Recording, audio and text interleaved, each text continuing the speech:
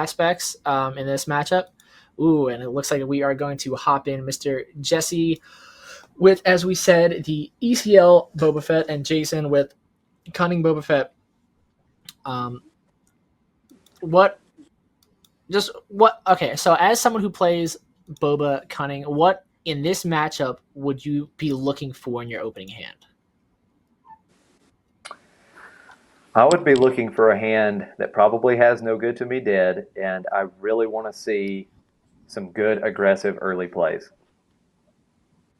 Very true. Yeah, 100%. Yeah. Because he has to, especially if Jesse does run some of the ramp cards. You really need to start putting a lot of pressure on him before he has the opportunity to start utilizing those ramp cards. Because I think there's going to be a lot of times where if Jason really puts his foot on the gas and adds a lot of aggression to him, Jesse's going to be in a situation where he either has to play these ramp cards, which of course, Super Laser Tech's a 3-drop, Resupply's a 3-drop.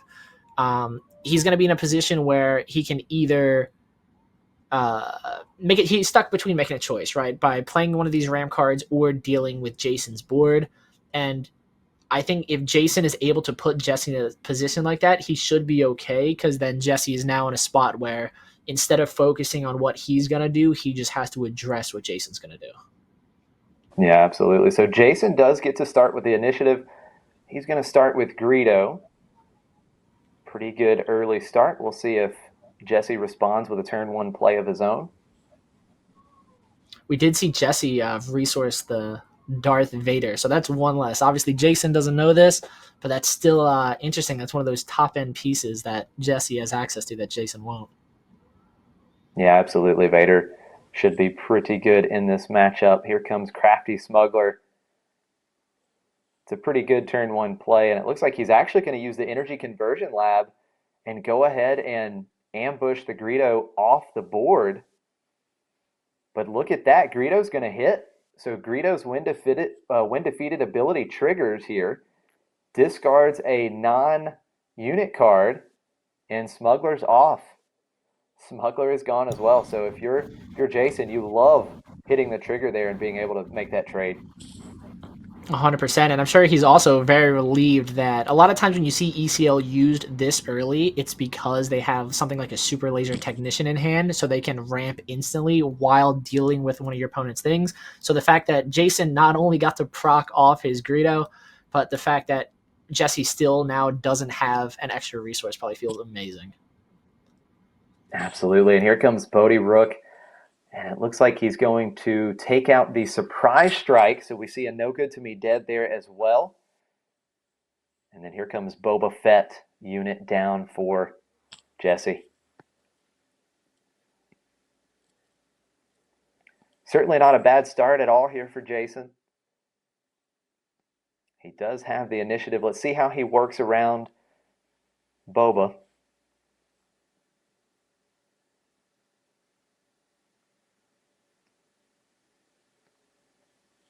If he does happen to have a shoot first in hand, that would be a really, well, no, not shoot first. A Surprise Strike would be really strong here.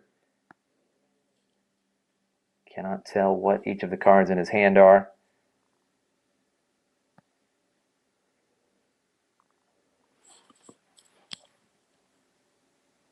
And it looks like Jesse's still deciding what to resource.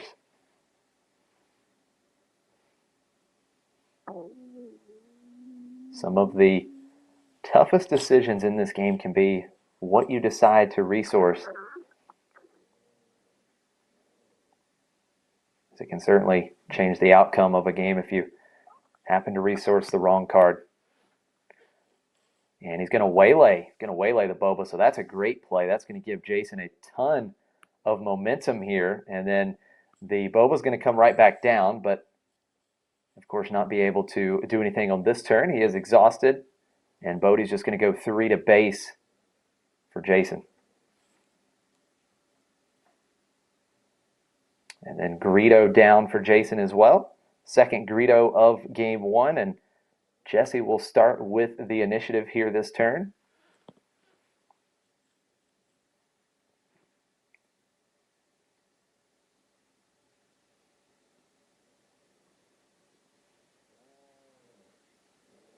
Looks like another tough decision for Jesse, trying to figure out what he wants to resource. We are going to see some Boba action this turn. Both players getting to 5 resources.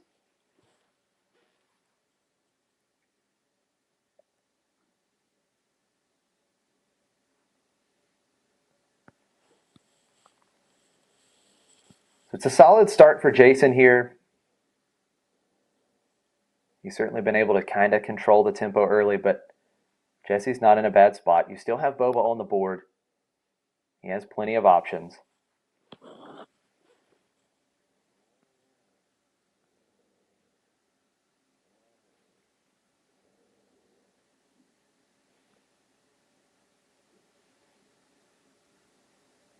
It looks like he is going to play a card using his first action. And it's going to be a cartel spacer.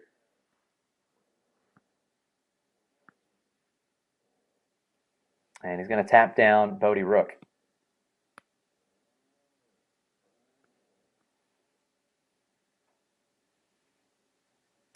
And here comes Cantina Bouncer. So that's going to put Boba back into the hand. So second time the Boba has been bounced.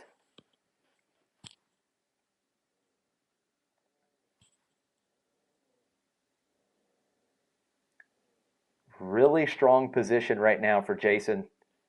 Has complete control of the ground arena. And Jesse will just deploy his leader here.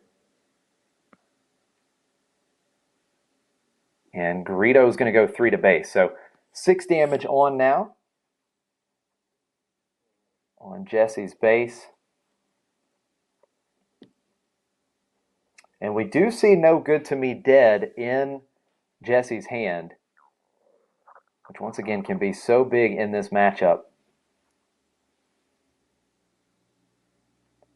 Boba Fett will take out the Bodhi Rook.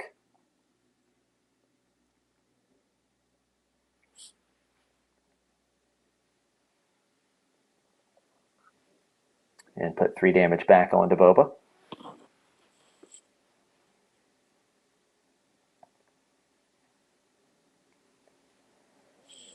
Jesse back full with 5 resources ready to go now.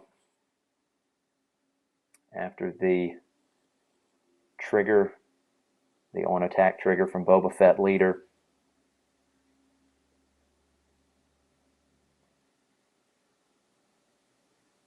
Jason down to 2 cards in hand. He has yet to deploy his leader, but with 5 open even though he only resources, has 2 cards in hand, like though, I this. think even though he only has 2 cards in hand, he's clearly in a position I think that's pretty good. And obviously Boba Fett, depending on like what removal he has, if he procs it, he gets a lot of those resources back as well. But the Boba leader is exhausted, of course. But Jesse only having the Boba leader on board is kind of unfortunate. Or I'm sorry, is that Cartel Spacer? Is that Jesse's or is that Jason's? It's Jesse's. It is Jesse. Yeah, okay, gotcha. I just couldn't tell the positioning. Jesse played the Cartel Spacer earlier in the turn to tap down Bodhi Rook. And like we talked about, No Good to Me Dead. So good in this matchup. Jesse was waiting for Boba to deploy and use No Good to Me Dead instantly, and then he's going to drop the Boba unit down once again, and No Good to Me Dead just so strong here. It's going to really help momentum kind of swing over to Jesse's side of the table. Here comes Bodhi Rook, second Bodhi Rook of the game. He's not going to hit anything. It looks like we've got another Cartel Spacer, seasoned Shore Trooper, and may have been a 7th Fleet Defender in Jesse's hand. That is something, as someone who doesn't play Boba Fett like that, I'm very excited to see all the support that he's getting in set 2, just because Boba is obviously such a good mid-range because of how early the aggression is, plus the control aspect, allowing you just to spend down a lot of your opponent's things. So the fact that it's so good now, as we see Jesse dropping right now and controlling the board, but the fact that it will even get even stronger in the next set is really, really exciting for Boba Fett players. Absolutely. So the second Cartel Spacer down. Another exhaust. I believe he tapped down the bouncer there. And now back over to Jesse. It looks like Boba Fett's going to take out the Greedo.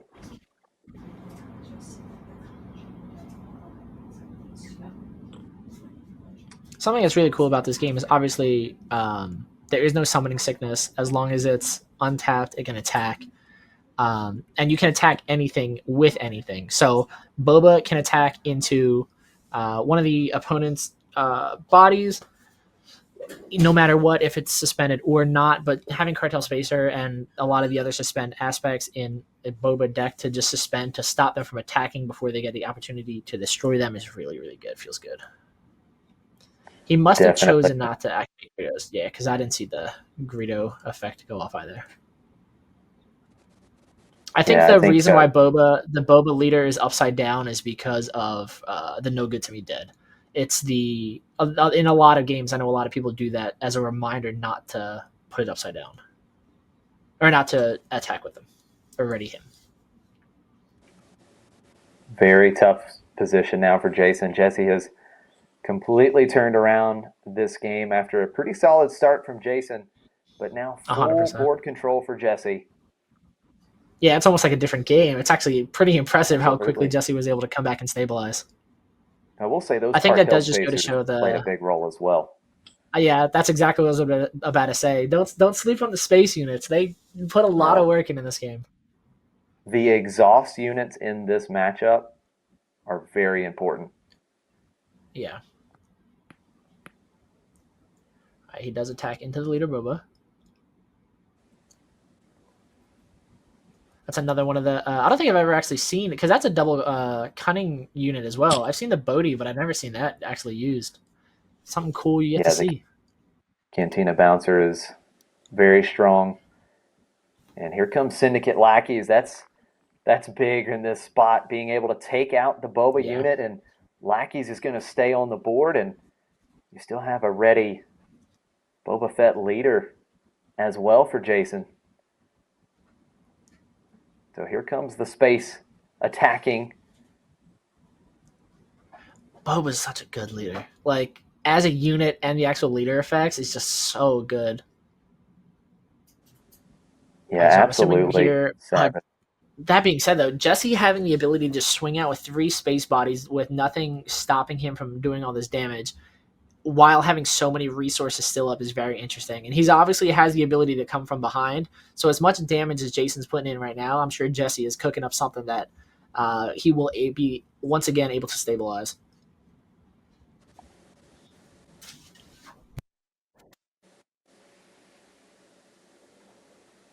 Yeah, absolutely. I think that's the deal. You know, for double yellow, you've got to try to be aggressive in this matchup. And 100%. As I mentioned, the exhaust effects are so important. So that's why you saw the No Good to Me Dead, the Cartel Spacer is very good here. You know, a cunning for Jason would really be a big play, but I don't think he's found any at this point, unless he's holding one in his hand. He's found every other double aspect. Right.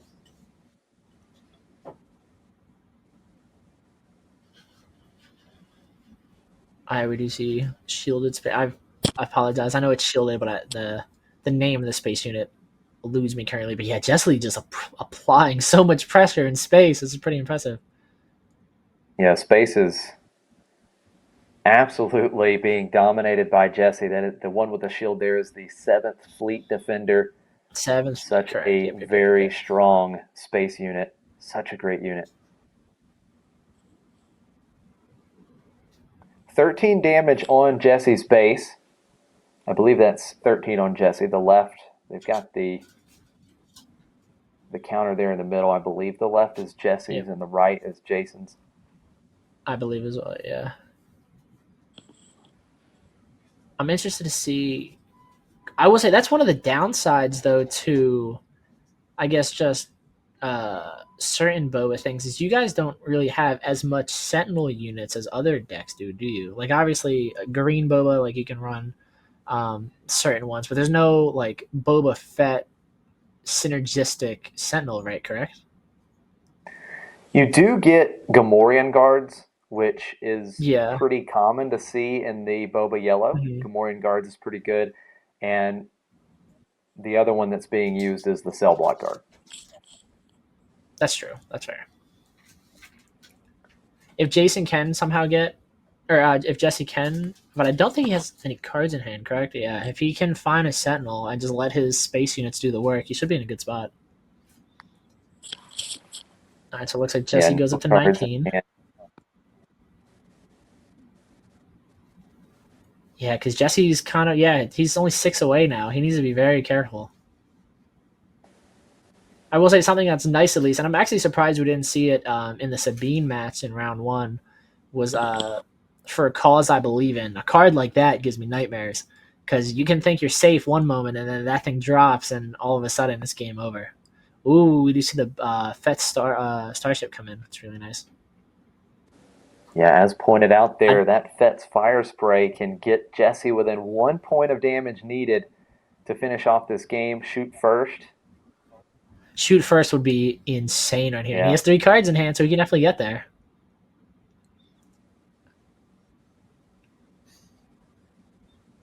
Yeah, platform. That's what I know Boba ship as. So that's why it's always hard for me to remember what the name is in the card game because I grew up with Slave One, and that's what I always think. Oh, so he's and choosing it to is. attack into a unit. Is that what's happening?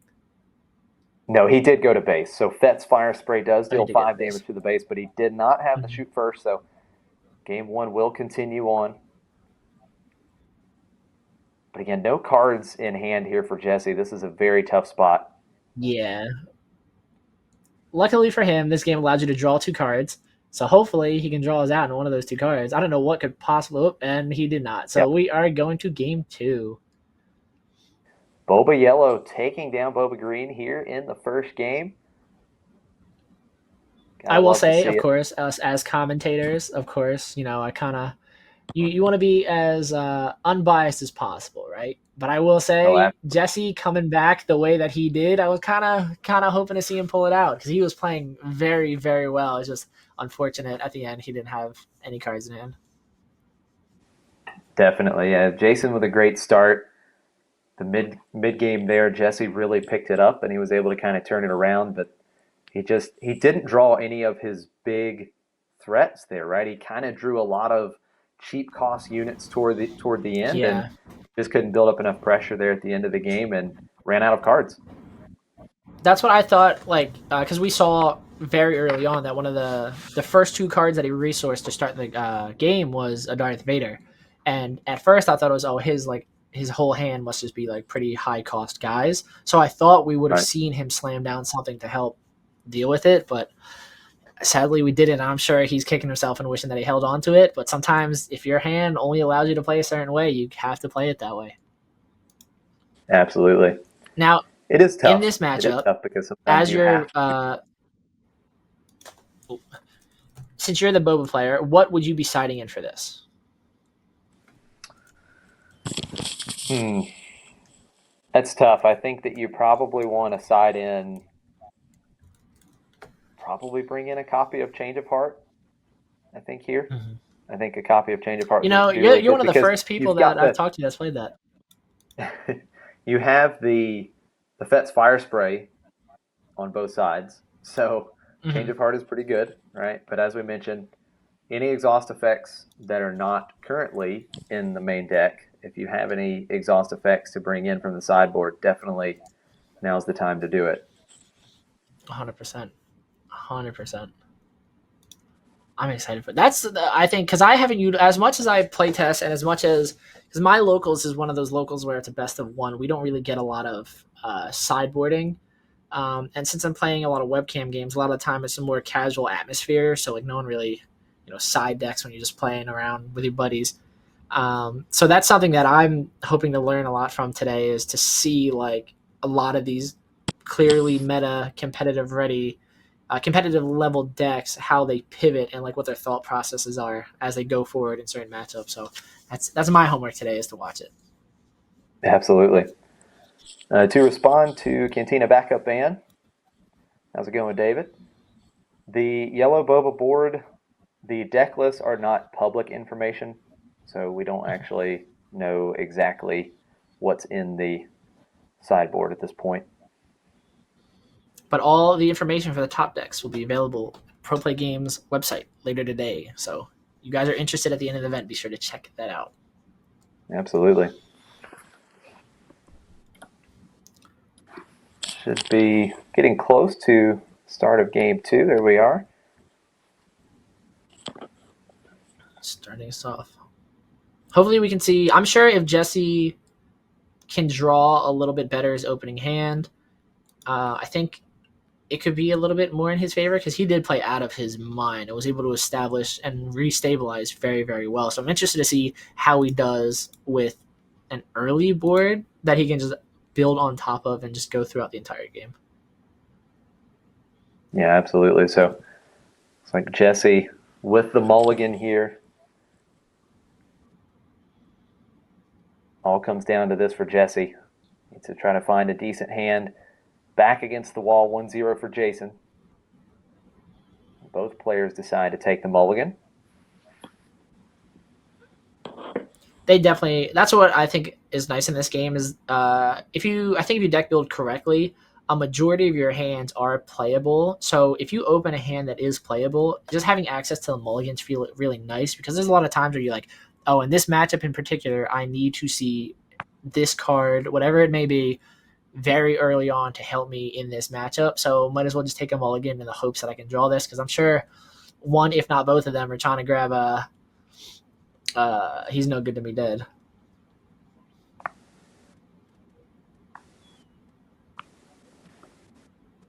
How many players in this?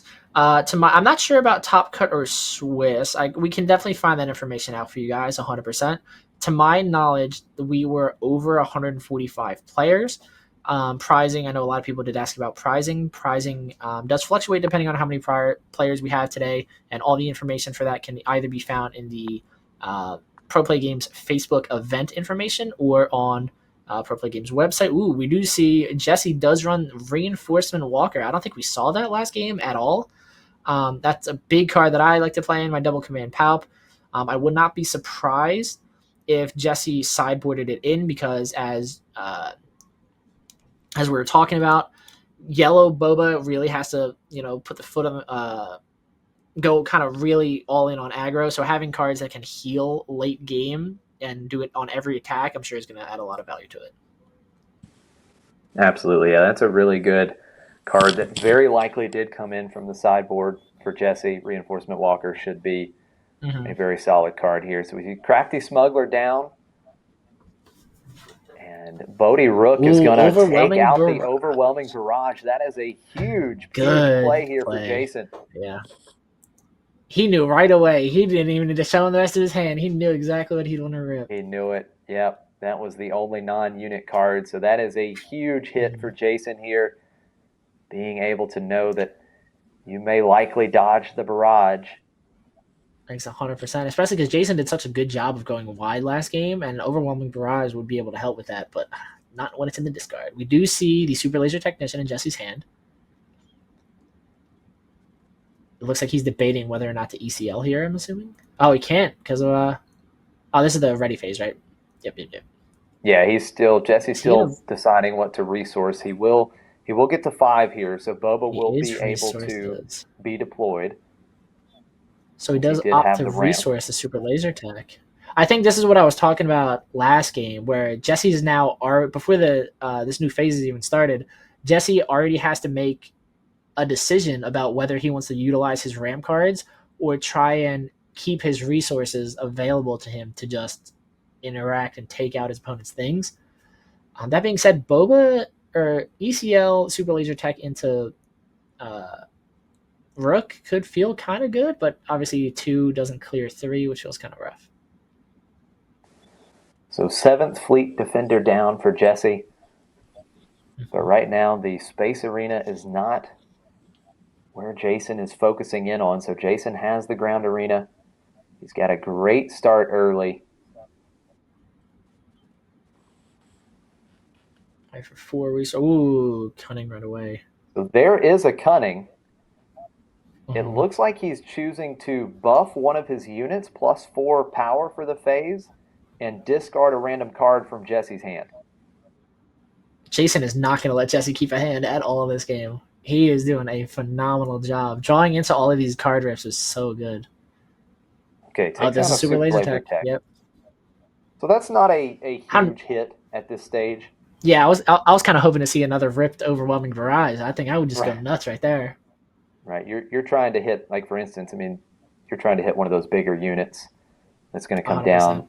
The super laser tech is not extremely valuable at this stage. We've got smuggler action on both sides of the board. And the +4 went to Crafty Smuggler, so 6 damage into Jesse's base. Got 8 damage on early here, no damage on Jason's base. Mm-hmm.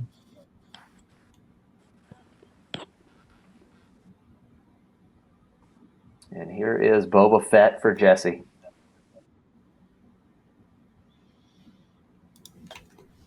Yeah, Bodhi goes into Jesse's base, and then he's immediately taken off the board by Boba Fett. Those resources.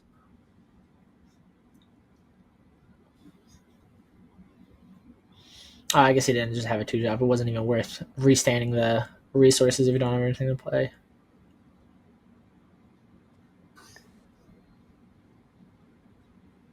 So Jesse is able to hold the board for the moment, but of course Jason will have the ability to bring out his own Boba Fett this turn. Something that's very interesting about this game is you almost, obviously, of course, depending on the situation, there are so many times where it feels really good to bring your leader out a little bit later. If you can deal with your opponent's leader when it first comes out and almost save yours for later in the game, it can add a lot of value to the game. Absolutely. Looking at Jason's hand, it does look like he has another cunning over there. Like Jason is just pretty solid bullying at this point, for right? Jason. Yeah, Jason has done very well so far in this match. Here comes Boss. Oh, and he's flexing the organized play, Boss. Okay. He's doing it. Yeah. Jason is bullying this man. Oh my goodness. Flexing. So Bosk is able to remove Boba Fett, and he stays on the board with 4 damage on. See how Jesse responds. Insight on something outside of the card game. It's always nice just to see. These guys are obviously competitors and competing against each other, and they want to beat the other person. But it's really nice to see when competitors just have a good time and enjoy it. Because at the end of the day, this is a game. It's a hobby. You're here to have fun, and it's just always really nice to see. As Boba comes out. Yeah, no doubt about that. You love to see the friendly banter between the two players. So Jason deploying his own Boba and putting on the pressure. 15 damage onto Jesse's base now, and you've got to like the spot you're in if you're Jason. 100%. Oh, and there's another. Here comes the Boba. Yeah, this is gonna be. No, and once again, that's his last card. Jesse's out of cards again. Yeah, this is and I was hoping for maybe like if he had something like a waylay or something to like send back Boba or something that could feel really good, but obviously that's not the case. So that's kind of rough. Yeah, no cards in hand just feels horrendous. So once again, we see stop resourcing. Kind of playing out as it did the first game, right? We've got Jason in control of the ground arena, and you've got Jesse with the space arena, but Jesse is just so far behind right now in terms of just damage count. And again, behind in card advantage as well.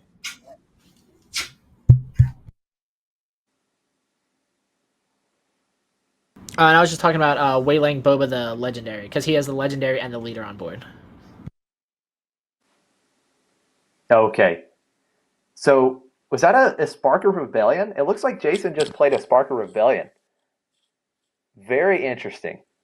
So he's going to get a Greedo out of Jesse's hand. That is a very interesting inclusion for Jason. Probably came from the sideboard. Gotta love to see the off aspect Spark of Rebellion. So Jason going to continue to apply the pressure in the ground arena. That's I will 22 say, defense as a on. non-Boba Fett player, Jason is making me want to pick up double yellow Boba. He's cooking, and his list looks really, really good and really consistent. And that is going to do it. There's the handshake. Jason, Boba Yellow takes down Boba Green 2-0 here in round 3. You've got to like your chances if you're Boba Green in that match, but nothing went right for Jesse there. Nothing at all.